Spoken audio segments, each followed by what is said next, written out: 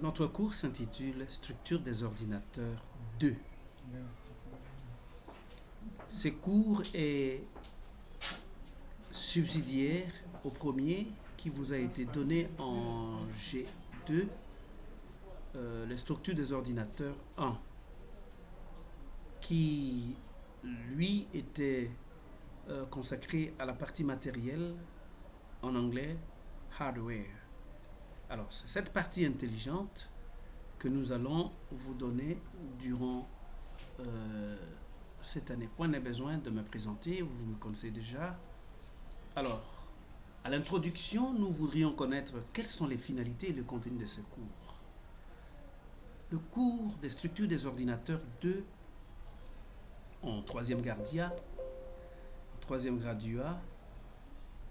nous enseigne, vise à donner aux étudiants finissant le premier cycle universitaire de connaissances suffisantes concernant la gestion des structures de l'installation matérielle en assurant leur partage entre un ensemble plus ou moins grand d'utilisateurs et d'assurer un ensemble de services en présentant aux utilisateurs une interface mieux adaptée à leurs besoins que celle de la machine.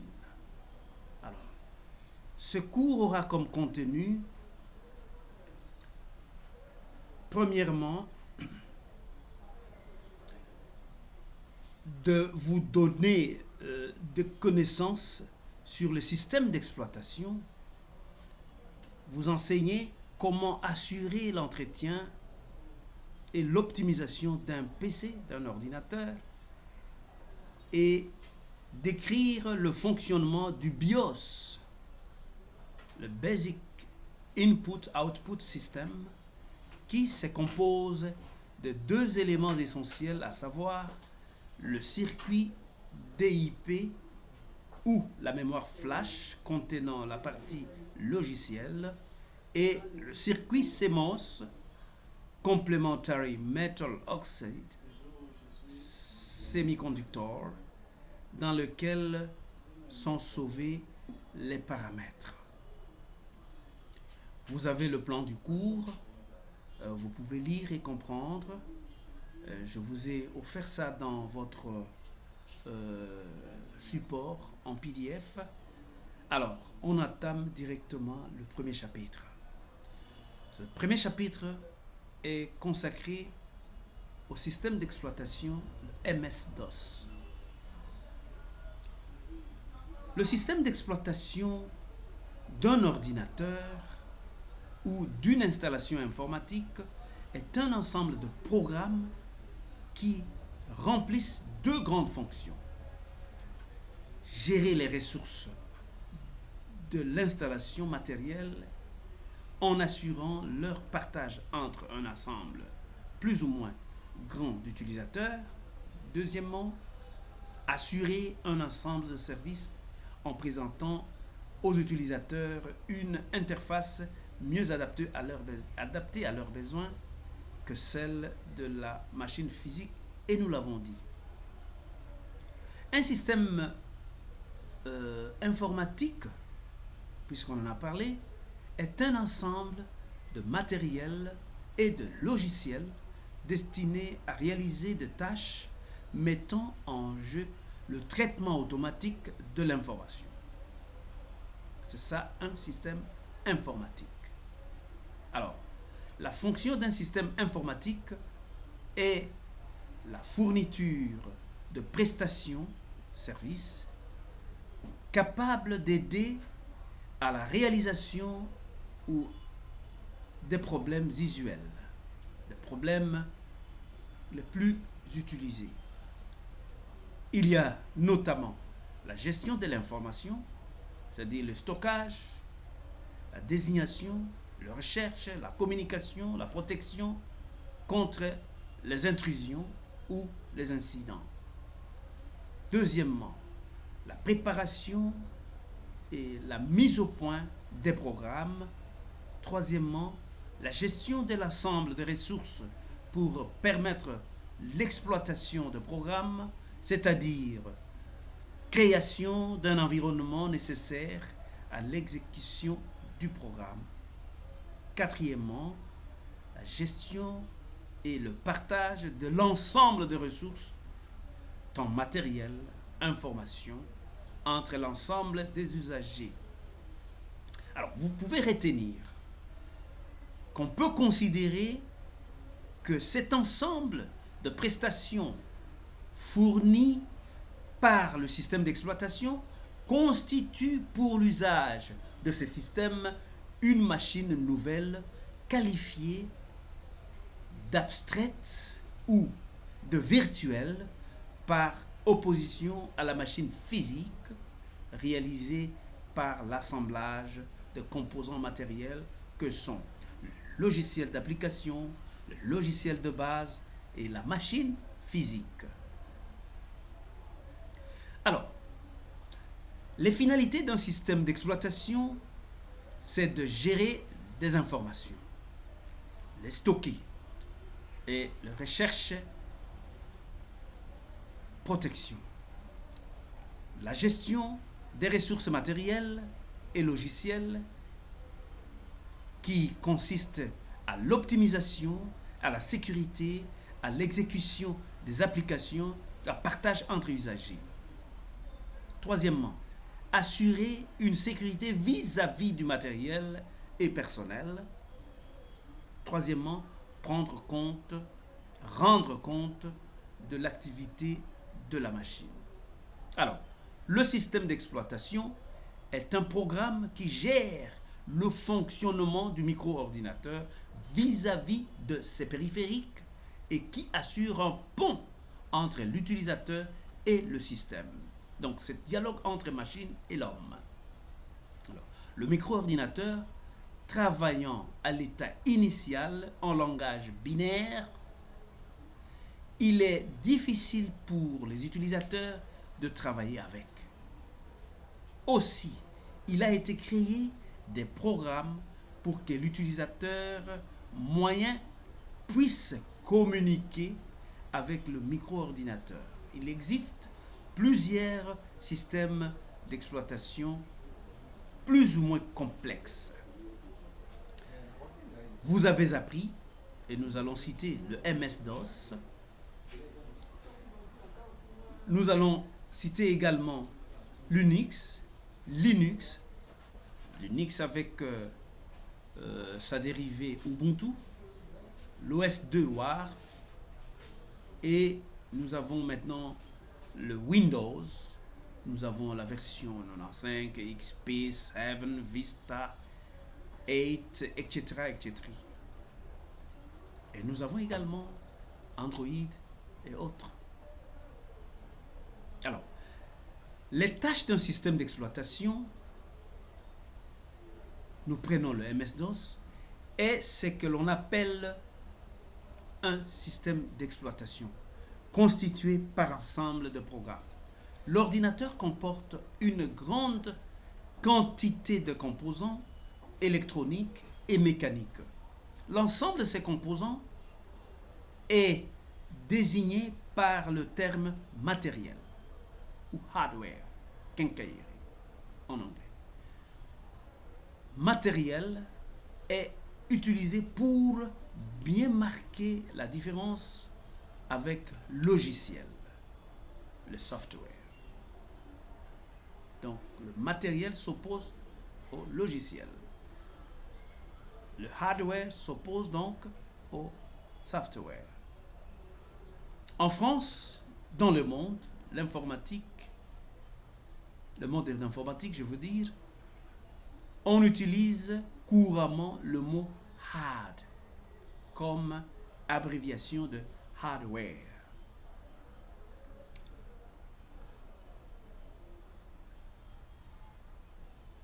Alors, le composant de DOS. Le système d'exploitation est formé de 6 modules, ce qui lui confère une importante flexibilité et une grande souplesse plutôt d'utilisation. Nous avons la ROM BIOS. ROM, vous avez appris dans votre cours de MS-DOS ou d'informatique générale, le ROM veut dire Redundant Only Memory. Random Only Memory. Alors, le ROM BIOS est un élément de la carte mère qui exécute, entre autres, les premières instructions dès la mise sous tension. Donc, dès que vous branchez votre micro-ordinateur, c'est le ROM BIOS qui est en fait sollicité pour exécuter les premières instructions. Il contient aussi les routines plutôt de gestion des organes de la machine. Alors, le programme d'amorçage que nous appelons boot sector se trouve sur le premier secteur de chaque disque ou chaque piste, chaque disque dur, et initialise le processus de chargement en mémoire des deux fichiers situés sur le disque dur. Ces fichiers sont le BIOS, qui est le IO system, .syst, vous connaissez ça, le DOS, qui est le MS-DOS.sys. Alors, il ne sert qu'à l'initialisation du système lors de la mise en marche du micro-ordinateur. Alors, puisque vous dites que vous avez déjà lu, je vous épargne des explications ou disons des lectures de toute cette partie que nous avions dit. Il y en avait 6. Nous avons le module BIOS, nous avons le module DOS, nous avons le module de traitement command.com, nous avons le module de traitement command.com, nous avons les commandes externes qui sont les autres commandes de MS-DOS qui ne sont pas dans l'interrupteur de commande command.com, soit parce qu'elles sont plus rarement utilisées, soit parce que de par leur taille trop importante, bien sûr, elles prendraient trop de place en mémoire. Alors, nous allons maintenant parler de chargement et constitution du MS-DOS.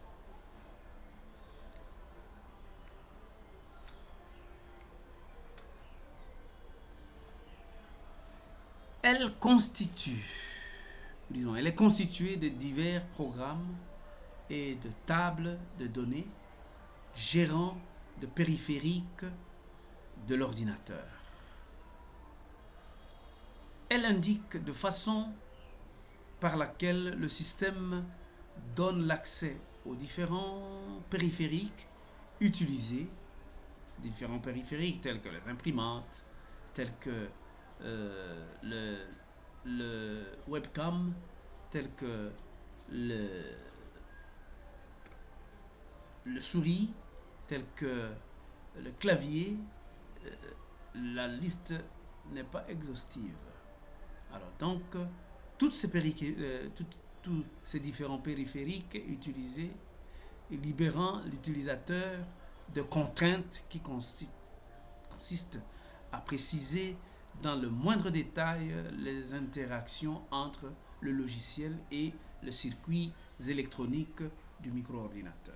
Par exemple, un utilisateur demande la lecture d'un fichier sur le disque, laissant à la ROM BIOS la charge de préciser par l'interrupteur ou par l'intermédiaire, j'allais dire, de sous-programmes les éléments nécessaires à l'accomplissement de cette requête, tels que la taille de secteur, le nombre de pistes, patati patata.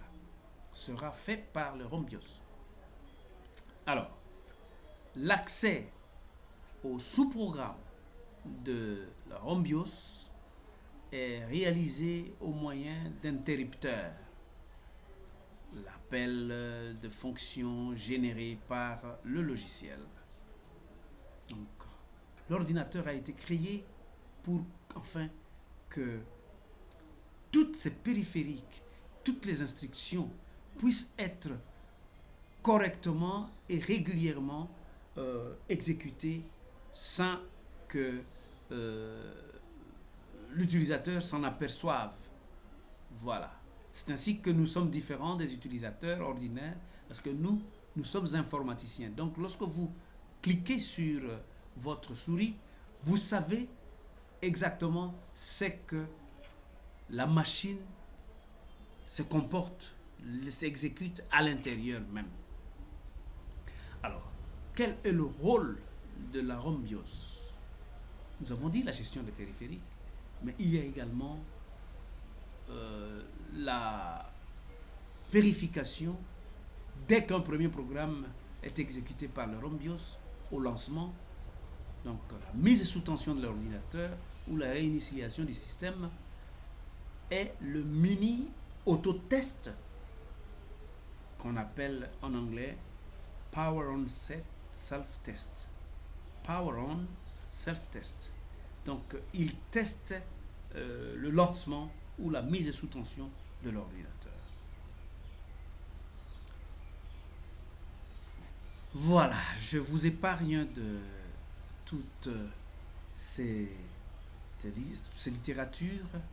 Vous avez le module BIOS appelé ibembio.com chez IBM.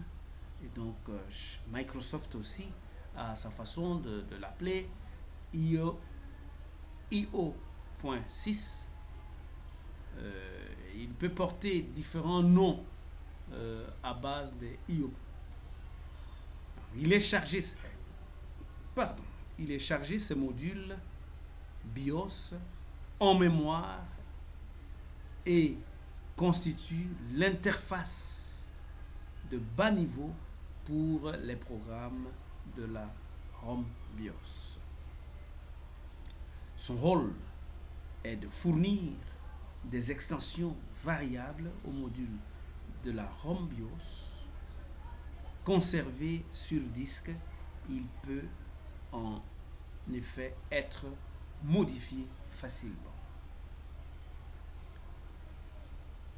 Alors, ces caractéristiques.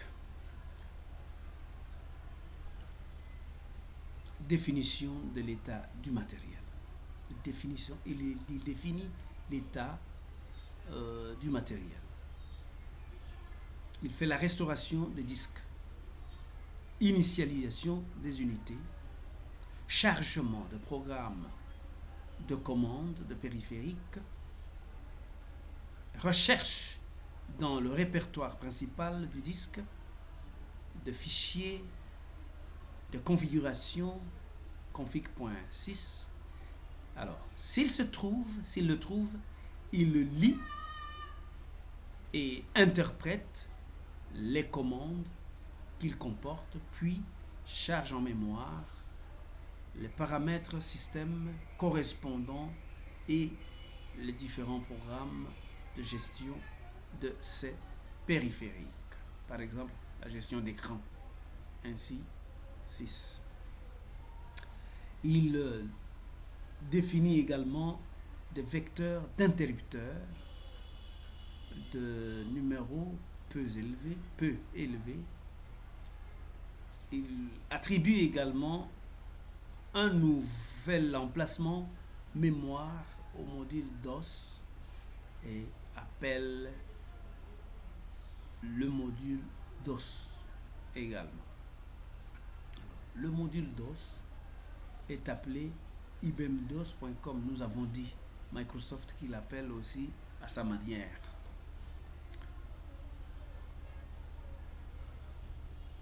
Alors, le rôle du commande.com, vous l'avez lu,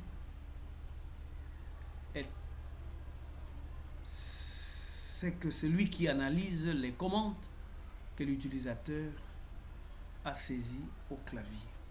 Voilà. Lui, c'est un analyste. Alors, donc, après l'analyse d'une commande, il s'agit d'une commande interne, il exécute le programme correspondant. Sinon, il va chercher sur le lecteur courant afin de le charger et de le faire exécuter. Un fichier dont le nom correspond à ce qui a été saisi au clavier et dont l'extension est .com, et alors là, il le retrouve. S'il ne trouve pas, il cherche un fichier. Alors, pardon, il cherche un fichier .exe. Donc, il faut faire très attention avec les extensions. Les extensions .com, .exe, .bat en MS-DOS sont d'une très grande importance parce que ça vous permet de le routage vers tel ou tel autre type de données et de commandes, bien sûr.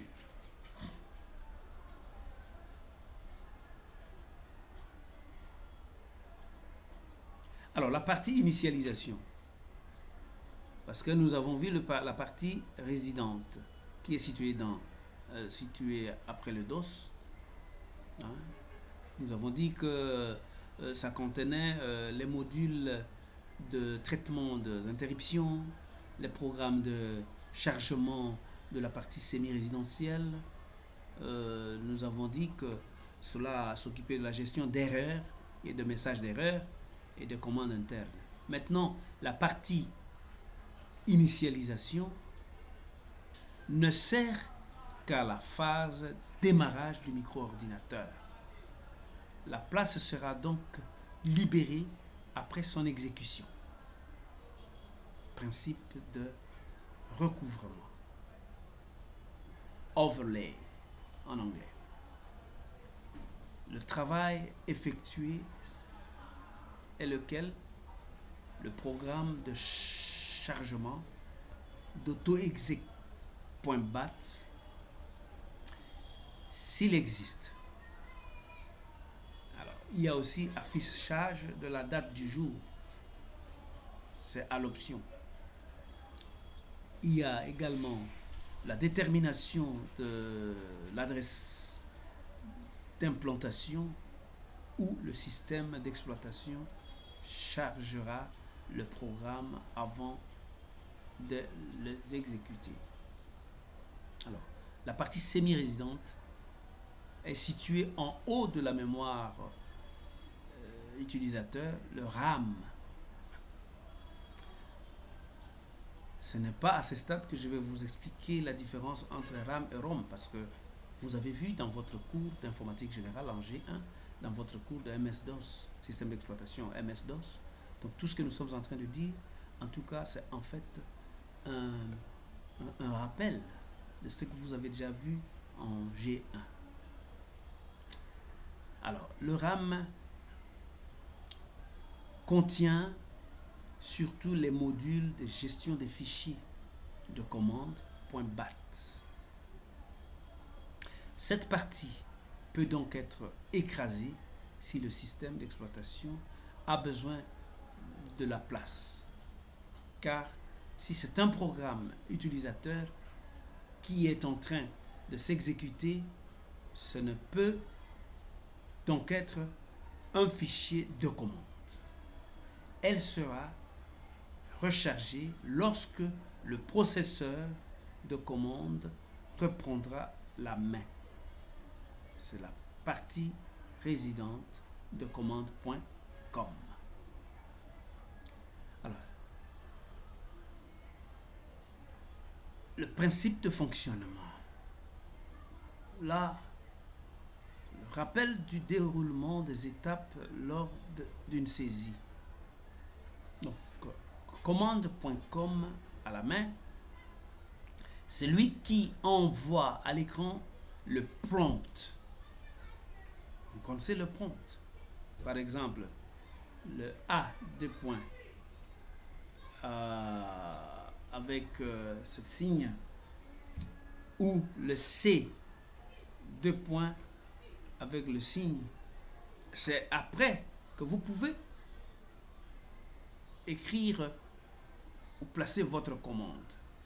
Ça, c'est le langage prompt qui affiche à l'écran grâce à la commande.com. Alors, dès que vous voyez par exemple C, deux points, ça veut dire, et ça commence à pointer, et vous pouvez mettre star dire, star ceci, cela, ou bien CLS pour effacer l'écran. Ce sont des commandes que vous connaissez. Alors, la saisie d'une commande au clavier par l'utilisateur, nous voulons voir qu'est-ce que c'est. À l'analyse de cette commande par l'interrupteur ou par le processeur de commande.com, 4 cas se présentent. Quels sont ces cas? Commande interne, commande externe et une fois terminé, ainsi de suite, une fois terminé, le commande.com dirige à nouveau les opérations et sera en mesure d'attendre une autre commande. Donc, la machine vous indiquera qu'il est prêt, qu'elle est prête, elle est prête à accepter ou à recevoir une autre commande ou une autre saisie pour exécuter ce que vous désirez. N'oubliez jamais que dès que vous avez saisi une commande, vous terminez par Enter pour dire que Go. Alors, nous avions dit qu'il y avait 4 étapes. La troisième étape, parce que nous en avons déjà cité les deux premières, il y a la recherche d'un fichier ayant l'extension .bat et il y a également lorsque la commande.com n'a pas trouvé le fichier. Et à cette étape, donc, il affiche le message commande ou nom du fichier incorrect. Donc, il affiche sur votre écran ces messages-là. Donc, vous comprenez, donc, la machine interagit avec l'utilisateur grâce à toutes ces composantes que nous venons de vous citer qui génèrent ces commandes avec toutes ces extensions-là. Alors, nous avons toute une liste de commandes DOS. Et là, comme vous avez vu ça dans votre support, en version PDF, je vous confère à la page 13, commençant même par 12, 13, jusqu'à la page 19 de votre support. Et faut vous dire que ce point concernant la liste de commandes vous a été amplement enseigné dans votre cours de MS-DOS en G1 et le cours d'informatique générale également. Donc là, je vous renvoie à mon support et les explications ont été données par les collègues. Alors, nous voulons maintenant parler du gestionnaire des périphériques. Les gestionnaires des périphériques, nous allons citer quelques-uns, peuvent être chargés dans le fichier config6. Config6, c'est lorsque la machine est livrée avec votre MS-DOS, vous avez déjà des fichiers config6. Et cela vient à l'aide de la commande device ou device hide. Ainsi, ainsi .6, imem.6, display.6, power.exe, ega.6, setver.exe,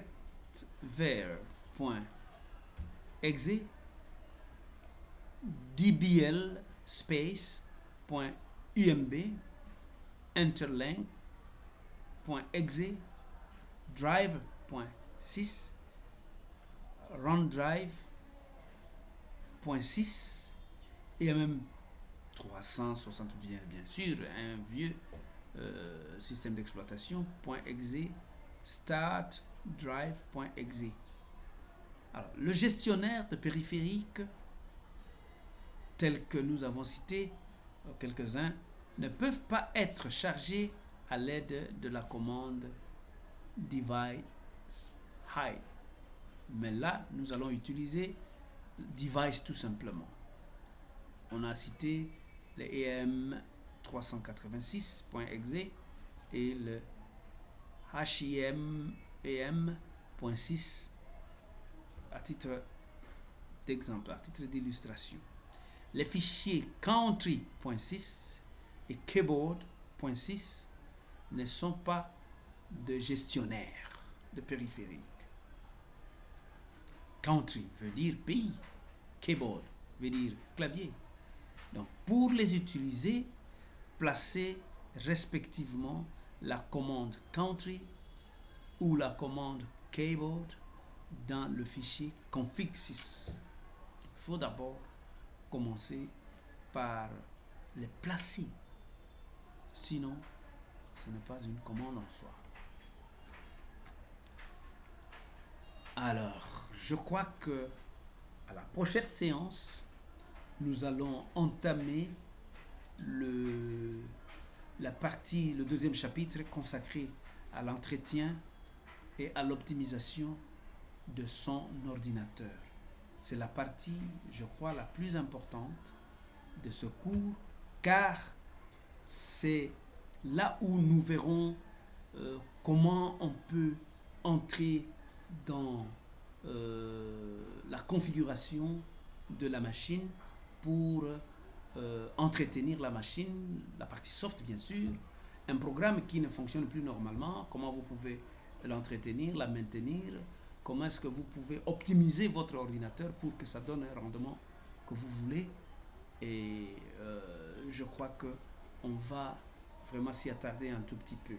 Mais pour aujourd'hui, je crois que je m'arrêterai par là. Seulement, je vous ai suivi sur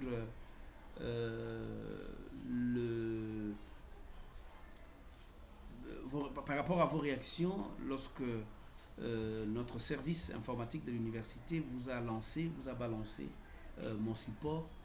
Vous avez posé un certain nombre de préoccupations. Je viens de vous donner le tout premier chapitre et je crois que sur ce chapitre-là, je vais devoir ouvrir un chat et donc chacun, après les explications que je viens de vous donner et après votre lecture de cette partie du support, vous pouvez poser des questions en chat et je vais vous répondre. Et très prochainement, nous allons entamer le deuxième chapitre dont je viens de vous parler. Alors, et je crois que nous allons terminer après ce deuxième chapitre, le troisième, et nous pourrons conclure le cours. Mais, soyez vraiment branchés sur le site et sur mon compte dans le cadre de ce cours de structure des ordinateurs pour suivre le TP que je vais déjà donner par rapport au premier chapitre que nous avons vu. Et c'est alors que je vais corriger, je vais vous envoyer les corrections et donc on va interagir sur le site. Sur ce, je vous remercie de votre attention. À très prochainement.